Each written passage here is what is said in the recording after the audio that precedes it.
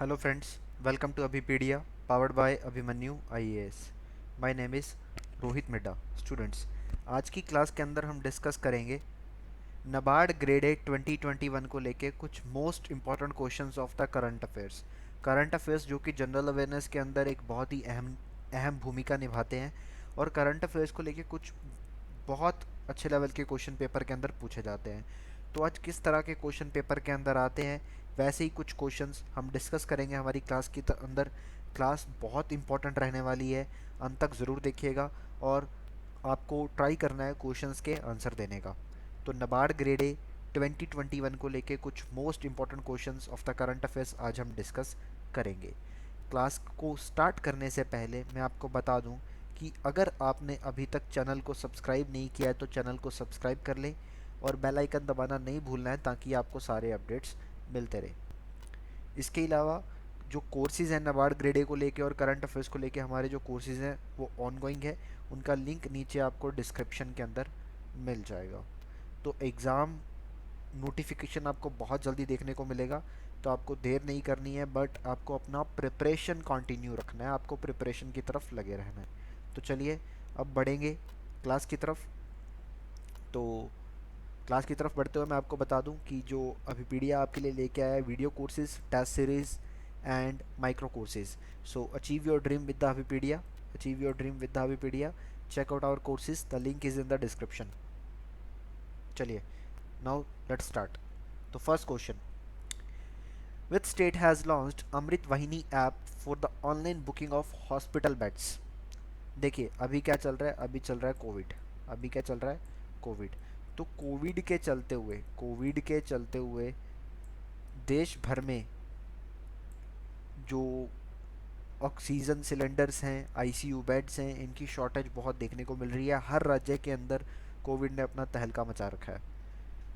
तो एक राज्य ने अपने सिटीजन्स को थोड़ी राहत देने के लिए, ये बताने के लिए कि किस हॉस्पिटल में बेड अवेलेबल है और उनकी ऑनलाइन बुकिंग करने के लिए उसी ऐप के थ्रू ऑनलाइन बुकिंग करने के लिए एक मोबाइल एप्लीकेशन लॉन्च कर दिया जिसका नाम है अमृत वाहिनी. अमृत वाहिनी. तो अमृत वाहिनी ऐप लॉन्च करी गई है. तो किस राज्य ने अमृत वाहिनी ऐप को लॉन्च किया है, किस राज्य ने अमृत वाहिनी ऐप को लॉन्च किया है, ये यहाँ पर आपके लिए क्वेश्चन है. देखिए काफ़ी सारे एस्पिरेंट्स ने, स्टूडेंट्स ने मुझे मैसेज किया कि सर क्वेश्चंस को बाईलैंग्वेज कीजिए, हिंदी भाषा में भी लेके आइए. तो मैंने क्वेश्चंस को बाईलैंग्वेज कर दिया है. तो अब उन स्टूडेंट्स को भी थोड़ा सा कंफर्टेबल रहेगा जो हिंदी में पढ़ाई करते हैं. तो इंग्लिश और हिंदी दोनों लैंग्वेज में हमारे पास अब क्वेश्चंस हैं. तो किस राज्य ने अस्पताल के बिस्तरों की ऑनलाइन बुकिंग के लिए अमृत वाहिनी ऐप को लॉन्च किया है? वेस्ट बंगाल, झारखंड, महाराष्ट्र, छत्तीसगढ़ या असम, इनमें से कौन सा राज्य है? देखिए ये लॉन्च किया है झारखंड ने. ये लॉन्च किया है झारखंड ने. झारखंड के जो मुख्यमंत्री हैं श्री हेमंत सोरेन साहब, उन्होंने इस ऐप को लॉन्च किया है, ये अमृत वाहिनी ऐप. इस ऐप के चलते हुए जो सिटीज़न है झारखंड के, वो देख सकते हैं कि कहाँ पे हॉस्पिटल में बेड अवेलेबल है और वो उसी ऐप से अपने लिए हॉस्पिटल का बेड रिज़र्व भी कर सकते हैं, जो कि 2 घंटे तक रिजर्व में रहेगा. 2 घंटे तक, ठीक है, कि हॉस्पिटल बेड चेक किया, बुक किया और 2 घंटे तक आप वहाँ पे पहुँच गए और आपको बेड मिल जाएगा. ये अमृत वाहिनी ऐप इसके लिए लॉन्च किया गया है झारखंड के द्वारा. झारखंड के जो मुख्यमंत्री हैं हेमंत सोरेन साहब, उन्होंने इसको लॉन्च किया है. झारखंड जिसकी राजधानी है रांची, और झारखंड के जो गवर्नर हैं इनका नाम है द्रौपदी मुर्मू. द्रौपदी मुर्मू, ये झारखंड की गवर्नर है. चलिए आई होप आपको क्लियर हो गया होगा. कोई डाउट हो किसी तरह का तो you can ask in the comment section. आप कमेंट सेक्शन में अपना किसी भी तरह का डाउट पूछ सकते हैं. कमेंट सेक्शन में अपना किसी भी तरह का डाउट आप पूछ सकते हैं. तो झारखंड ने लॉन्च किया अमृत वाहिनी ऐप. चलिए नेक्स्ट देखते हैं. Next question is, who among the following has been sworn in as the chief minister of Kerala for the second term. देखिए अभी कुछ राज्यों में चुनाव हुए थे and one of the state is Kerala. तो क्वेश्चन क्या है कि इनमें से कौन दिए गए नामों में से कौन केरला का मुख्यमंत्री चुना गया है दूसरी बार, सेकंड टाइम. किसने शपथ ली है दूसरी बार? क्या ये पिनारी विजयन है, क्या ये बिश्वभूषण हरिचंदन जी है, जगदीश मुखी साहब हैं, आरिफ मोहम्मद खान है, बंदारू दत्तात्रेय है? इनमें से कौन है जो केरला का दूसरी बार मुख्यमंत्री बना है? देखिए केरला में अभी भी चुनाव हुए. केरला में बेसिकली जो मेन पार्टीज़ हैं उनके बारे में आपको बताता हूँ. एक तो है यहाँ पे भी ना बेसिकली ग्रुप्स बने हुए हैं, अलायंस बने हुए हैं। And the one is LDF, that is left democratic front, एक यूडीएफ है, clear, and United democratic front, and the next one is NDA जो सेंटर पे चलता है, that is BJP lead NDA, national democratic alliance. तो केरला में LDF, UDF और NDA के बीच में मेनली यहाँ पर चुनाव था। तो देखिए एनडीए को, तो अगर मैं एनडीए की बात करूँ तो एनडीए को इस बार एक भी सीट नहीं मिली, ज़ीरो। पिछली बार एक सीट थी, इस बार तो ज़ीरो है, एनडीए को कोई सीट नहीं मिली। तो मेन मुकाबला एलडीएफ और यूडीएफ के बीच में रहता है। यूडीएफ जिसको मेनली लेड करता है Indian national Congress party, and LDF and UDF एक एक बार करके सरकार बनाते हैं। एक बार यूडीएफ की गवर्नमेंट आती है, एक बार एलडीएफ की गवर्नमेंट आती है।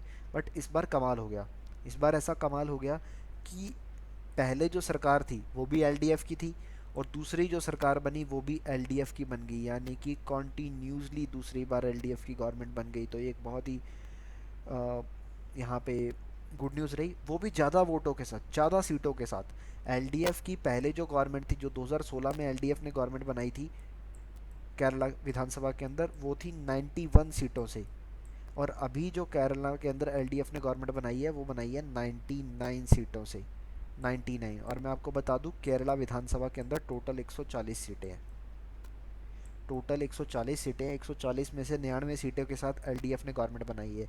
ये 99 में से बेसिकली जो मेन पार्टीज़ यहाँ पे हैं वो है CPI, that is communist party of India, communist party of India, communist party of India Marxist, that is CPI-M और सीपीआई, ये मेन पार्टीज़ हैं। जैसे कि अगर मैं बात करूँ सीपीआई-एम की बात करूँ तो 62 सीट्स तो अकेले इसी की हैं, सीपीआई की हैं 17 सीटें। उसके बाद बहुत सारी पार्टी हैं क्योंकि ये गठबंधन है, ये एलडीएफ है, ग्रुप है। जैसे कि केरला कांग्रेस एम है, एक केरला कांग्रेस अलग से है जो कि यूडीएफ का हिस्सा है, एक केरला कांग्रेस एम है, वो उसने 5 सीटें जीती हैं इसके साथ। उसके बाद एनसीपी है, that is nationalist Congress party, इसने भी 2 सीटें जीती। जेडीएस है, जनता दल सेकुलर, इसने भी 2 सीटें जीती हैं। इंडियन नेशनल लीग है, इसने 1 सीट जीती है। और कुछ पार्टीज़ हैं जिनको मिलाकर टोटल 99 सीटों के साथ एलडीएफ ने गवर्नमेंट बनाई है। और मुख्यमंत्री बने हैं श्री पिनारई विजयन साहब, श्री पिनारई विजयन साहब, जो कि ऑलरेडी यहाँ पे चीफ मिनिस्टर थे एलडीएफ से ही। 91 सीटों से पहले ये जीते थे, और इस बार 99 सीटों से इन्होंने गवर्नमेंट बनाई है, पिनारई विजयन। और यूडीएफ की बाकी 41 सीटें हैं, बाकी की 41 सीटें यूडीएफ की हैं। एनडीए को ज़ीरो मिला, एनडीए को ज़ीरो मिला, यानी कि बीजेपी का केरला में डंका नहीं चलता। और ये है केरला, और केरला के जो गवर्नर हैं इनका नाम है आरिफ मोहम्मद खान, आरिफ मोहम्मद खान, ये हैं केरला के गवर्नर, ये हैं केरला के गवर्नर। चलिए नेक्स्ट क्वेश्चन की तरफ बढ़ते हैं। Next, the temples of Kanchipuram, one of the 6 heritage sites which has been added to the India's UNESCO World Heritage Sites tentative list, is located in which state? देखिए पहले तो थोड़ा सा मैं आपको न्यूज़ समझाता हूँ कि न्यूज़ क्या है। Let's understand the news first. Recently, our culture minister Prahlad Patel has announced India's 6 monasteries heritage sites has been included in the tentative list of the India's UNESCO World Heritage Sites. India की जो UNESCO की world heritage sites की tentative list है, इसके अंदर अभी भी 6 sites को इंक्लूड किया गया है यूनेस्को के द्वारा। 6 साइट्स को अभी इंक्लूड कर लिया गया। 42 साइट्स पहले थी और इन 6 को मिला के 48 साइट्स हो चुकी हैं। ये मैं टेंटेटिव लिस्ट की बात कर रहा हूँ, टेंटेटिव लिस्ट की, क्लियर, टेंटेटिव लिस्ट की। हालांकि इंडिया ने 9 नॉमिनेट करी थी, इंडिया 9 में से 6 को चूज़ कर लिया गया, इनको 6 को चूज़ कर लिया गया टेंटेटिव लिस्ट के अंदर। इन 48 में से इस बार यूनेस्को की जो वर्ल्ड हेरिटेज कमेटी है, अगर किसी वर्ल्ड हेरिटेज साइट्स को डिक्लेयर करेगी तो इनमें से नॉमिनेट किया जाएगा। तो टोटल 48 हमारे पास टेंटेटिव लिस्ट में प्लेसेस ऑलरेडी अवेलेबल हैं। तो ये जो 6 अभी अभी ऐड किए गए हैं, इनमें से एक प्लेस है that is temples of Kanchipuram, temples of Kanchipuram. तो कांचीपुरम के जो मंदिर हैं ये किस राज्य में स्थित हैं? That is located in the which state of India? ये यहाँ पर सवाल पूछा गया, क्वेश्चन पूछा गया है कि कांचीपुरम के मंदिर उन 6 विरासत स्थलों में से एक है जिन्हें भारत की यूनेस्को की विश्व धरोहर स्थलों की अस्थायी सूची में शामिल किया गया है। ये किस राज्य में स्थित है? धरोहर बोलते हैं हम हेरिटेज को। तो दैट इज़ इन तमिलनाडु। ये कहाँ पे है, कौन से राज्य में है? दैट इज़ इन तमिलनाडु। ये है तमिलनाडु के अंदर, ये है तमिलनाडु के अंदर। तो देखिए, जैसे कि मैंने बताया कि प्रहलाद सिंह पटेल जी ने अभी अनाउंस किया था कि प्रहलाद सिंह पटेल को ना हमारे कल्चर मिनिस्टर हैं भारत के, कि 6 साइट्स को इंक्लूड किया गया है। तो मैं 6 साइट्स बता देता हूँ कौन कौन सी है। एक तो है गंगा घाट्स, वाराणसी के गंगा घाट्स, बनारस के जो गंगा घाट्स हैं इसको इंक्लूड किया गया है। उसके बाद टेम्पल्स ऑफ कांचीपुरम जो कि तमिलनाडु के अंदर है। उसके बाद मध्य प्रदेश का सतपुरा टाइगर रिजर्व, मध्य प्रदेश का सतपुरा टाइगर रिजर्व, इसको भी इंक्लूड कर लिया गया है। उसके बाद महाराष्ट्र का मिलिट्री आर्किटेक्चर, इसको भी इंक्लूड कर लिया गया है। उसके बाद Hire Benkal megalithic site, that is in Karnataka. ये कहाँ पे है? ये कर्नाटका के अंदर है, ये है कर्नाटका में। क्लियर? उसके बाद Bheda Ghat, Lameta Ghat of Narmada valley, Narmada valley के भेदा घाट एंड लमेटा घाट, नर्मदा वैली जो कि मध्य प्रदेश में है। तो इन सारी साइट्स को, इन 6 साइट्स को इंक्लूड किया गया और 42 साइट्स ऑलरेडी थी। टोटल यहाँ पे हो गई हैं 48 साइट्स। ये टेंटेटिव लिस्ट की बात कर रहा हूँ मैं। ऑलरेडी जो इंडिया में वर्ल्ड हेरिटेज साइट्स हैं, ये टेंटेटिव लिस्ट में 48 हैं। जो इंडिया में वर्ल्ड हेरिटेज साइट्स हैं वो कितनी है? वो हैं 38, वो हैं 38, जिसमें से कल्चरल साइट हैं 30, नेचुरल हैं 7 एंड मिक्स है 1। टोटल 38 साइट्स इंडिया में है, that is world heritage sites. And world heritage sites की टेंटेटिव लिस्ट में जो हैं वो 48। आई होप समझ में आ रहा होगा। अब बात करने लेते हैं थोड़ी सी यूनेस्को की। ठीक है, यूनेस्को की थोड़ी सी बात करते हैं। That is United Nation Educational Scientific and Cultural Organization. ये यूएन का ही एक हिस्सा है जो यहाँ पे काम करता है। इसका हेडक्वार्टर है पेरिस में।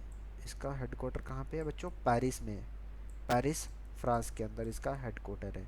एंड इसके जो प्रेजेंट डायरेक्टर जनरल हैं इनका नाम है Audrey Azoulay, Audrey Azoulay, Audrey Azoulay, ये इसके प्रेजेंट डायरेक्टर जनरल है। चलिए, आई होप समझ में आ गया होगा। अगले क्वेश्चन की तरफ बढ़ते हैं। किसी तरह का डाउट या कन्फ्यूज़न हो तो you can write in the comment section. Next, which country has successfully launched a new ocean observation satellites Haiyang 2D, Haiyang 2D? इनमें से किस देश ने एक ocean observation satellite that is जिसका नाम है हयांग 2D इसको लॉन्च किया है, इसको लॉन्च किया है? तो बेसिकली अपनी ओशन ऑब्जर्वेशन कैपेसिटी को इंक्रीज़ करने के लिए, अपनी सर्विसेज को इम्प्रूव करने के लिए इस देश ने हयांग 2D सैटेलाइट को लॉन्च किया है। And the country is China. ये देश है चाइना, चीन, चीन ने लॉन्च किया है, China. Next, what is the theme for the World Bee Day 2021? देखिए, बी, मक्खियों की बात हम कर रहे हैं, बीज की बात हम कर रहे हैं, मधुमक्खियों की। तो मधुमक्खी को लेके एक दिन ऑब्जर्व किया जाता है हर साल। And the day is observed on 20th मई। ये जो दिन होता है ये 20 मई को ऑब्जर्व करते हैं हम। हर एवरी ईयर, हर साल 20 मई को होता है World Bee Day, World Bee Day. अब 20 मई को क्यों होता है? बिकॉज एक पर्सन यहाँ पे जिनका नाम है मिस्टर एंटन, मिस्टर एंटोन जानसा, एंटोन जानसा, इन्होंने कुछ टेक्निक्स लॉन्च करी थी लगभग 1764-65 के आसपास। इन्होंने कुछ टेक्निक्स लॉन्च करी थी that is for the bee keeping purposes. कुछ टेक्निक्स इन्होंने लॉन्च करी थी, तो जिसके चलते हुए एंटोन जैंसा जो हैं इनकी बर्थ एनिवर्सरी को हम ऑर्गेनाइज करते हैं, ऑब्जर्व करते हैं as a World Bee Day, World Bee Day. ये कहाँ के रहने वाले थे? कहाँ पे ऑब्जर्व करा था इन्होंने? स्लोवेनिया। तो स्लोवेनिया ने 2017 में यूनाइटेड नेशन जनरल असेंबली को रेकमेंड किया था कि क्या रेकमेंड किया था?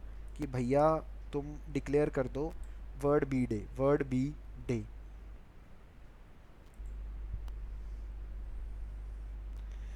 तो वर्ल्ड बी डे यहाँ पे 20 मई को ऑब्जर्व हम करते हैं।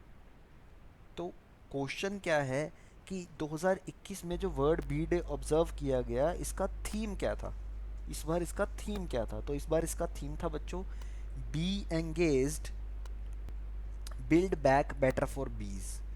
Build back better for bees, ये इस बार इसका थीम था, ये इस बार इसका थीम था।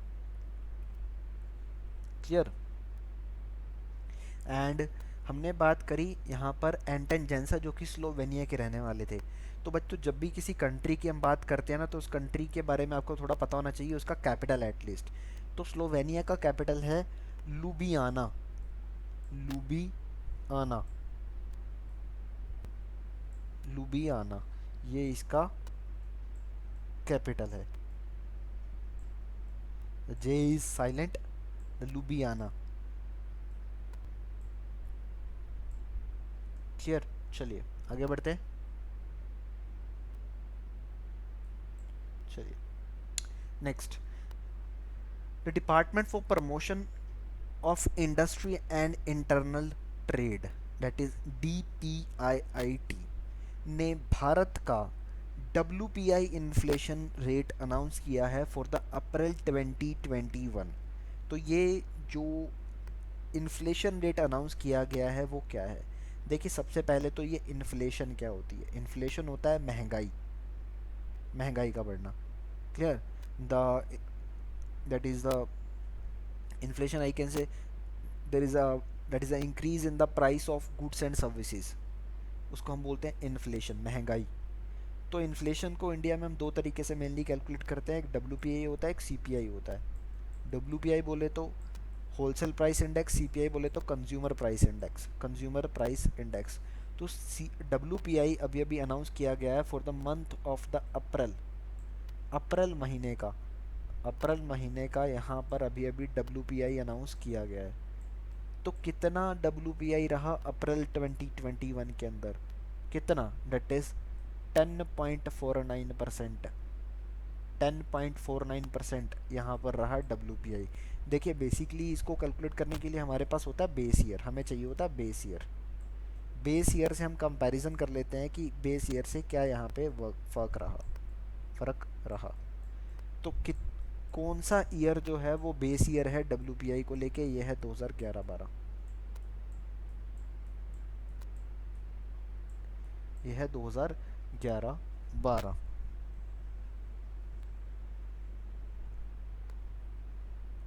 क्लियर? चलिए आगे देखते हैं। Next, which country has developed its first most powerful supercomputer Simorgh? Simorgh, ये किस देश का सबसे शक्तिशाली सुपर कंप्यूटर है? सिमरोक, किस देश ने इसको लॉन्च किया है सिमरोक को? तो देखिए, there is a supercomputer has been launched by one of the country, that is Simorgh. Supercomputer is Simorgh. तो that is Sri Lanka, UAE, Saudi Arabia, Iran और अल्जीरिया, इनमें से किस देश ने इसको लॉन्च किया है? And the country is Iran. Iran ने लॉन्च किया है अपना सबसे fastest supercomputer, that is Simorgh. Simorgh, Iran की बात करूं तो इसकी जो कैपिटल है वो है तेहरान, वो है तेहरान। एंड करेंसी यहाँ पे चलती है रियाल, RIAL, रियाल, RIAL, रियाल यहाँ पे चलता है। तो अगर मैं बात करूं यहाँ पर दुनिया के सबसे शक्तिशाली कंप्यूटर की, ये तो था ईरान का सबसे शक्तिशाली सुपर कंप्यूटर। दुनिया का सबसे शक्तिशाली सुपर कंप्यूटर जो है, इसका नाम है फुगाकू। फुगाकू किस देश का है ये? जापान का, जापान का। और अगर मैं इंडिया की बात करूं, अगर मैं बात करूं यहाँ पे इंडिया की, तो इंडिया के कौन से सुपर कंप्यूटर हैं जो सबसे बेस्ट हैं? तो इंडिया का सबसे बेस्ट सुपर कंप्यूटर है परम सिद्धि, परम सिद्धि,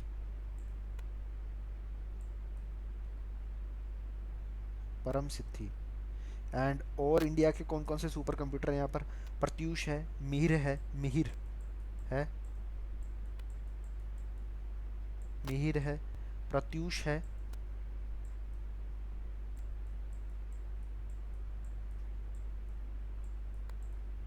ये इंडिया के सुपर कंप्यूटर्स हैं जिनका आपको ध्यान रखना है। चलिए, आई होप समझ में आया होगा। ईरान के जो प्रेसिडेंट है इनका नाम है Hasan Rohani, Hasan Rohani. Next, which state chief minister has launched a scheme, sorry, a campaign that is Maroon Gam Corona Mukt Gam, My Village that is a Corona Free Village. देखिए, अभी जो कोविड 19 है, कोरोना वायरस है, ये विलेजेस तक भी बढ़ने लगा है, ये विलेजेस तक भी पहुंच चुका है, रूरल एरियाज में पहुंच चुका है। तो रूरल एरियाज में इससे बचने के लिए उपाय करने के लिए जो विलेजेस हैं वो अपना अपना बचाव करें, अपने आप को बचा के रखें। तो उसके चलते हुए गुजरात के जो मुख्यमंत्री हैं श्री विजय रूपाणी साहब, इन्होंने लॉन्च किया है एक कैंपेन दैट इज़ मरून गांव कोरोना मुक्त गांव, कि अपने अपने गांव को बेटर बनाने की तरफ, बेटर कोविड 19 से सेव रखने की तरफ बढ़े, आगे आएँ और गांव को बचाएं ताकि लोग बच सके। तो गुजरात के मुख्यमंत्री दैट इज़ विजय रूपाणी जी ने लॉन्च किया है क्या, मरून गाम करोना मुक्त गाम। एंड गुजरात के जो गवर्नर हैं इनका नाम है आचार्य देवव्रत।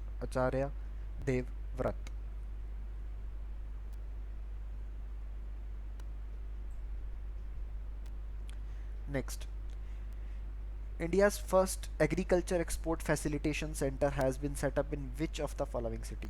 भारत का पहला कृषि निर्यात सुविधा केंद्र इनमें से किस शहर में स्थापित किया गया है? तो देखिए, ये बेसिकली लॉन्च किया है महाराष्ट्र का जो एग्रीकल्चर डिपार्टमेंट है, उसने नाबार्ड के साथ मिलकर बेसिकली इसको लॉन्च किया है। दैट इज़ इन पुणे। पुणे में इसको लॉन्च किया गया, पुणे के अंदर। तो महाराष्ट्र का जो chamber of commerce industries and agriculture है, इसने NABARD that is national bank for agriculture and rural development, जो कि 1982 में बना था, नाबार्ड का हेडक्वार्टर भी मुंबई में ही है। तो इसके साथ मिलके भारत का पहला first agriculture export facilitation centre Pune में लॉन्च किया।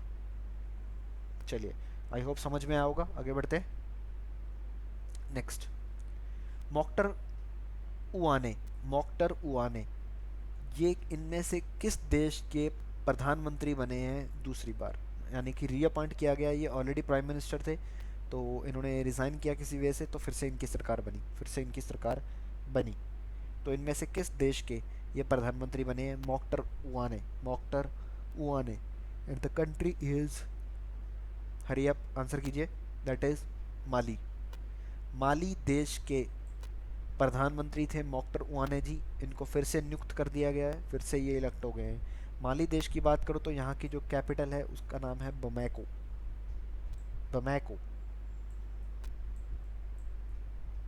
एंड माली में जो करेंसी चलती है that is West African CFA franc, ये माली में चलता है, माली में। चलिए, एंड जो यहाँ के राष्ट्रपति हैं इनका नाम है बांडो। चलिए, तो बच्चों आज की क्लास के अंदर हमने कुछ most important questions of the current affairs को डिस्कस किया है, जो कि एग्ज़ाम पॉइंट ऑफ व्यू से काफ़ी इंपॉर्टेंट है।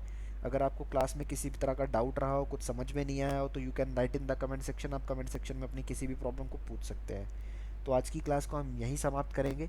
कोर्सेज़ का लिंक नीचे आपको डिस्क्रिप्शन में दिया गया है। चैनल को सब्सक्राइब करना नहीं भूलना है, क्लास अच्छी लगी हो तो लाइक करना नहीं भूलना है, and please share the session. तो it's all for today, thank you so much.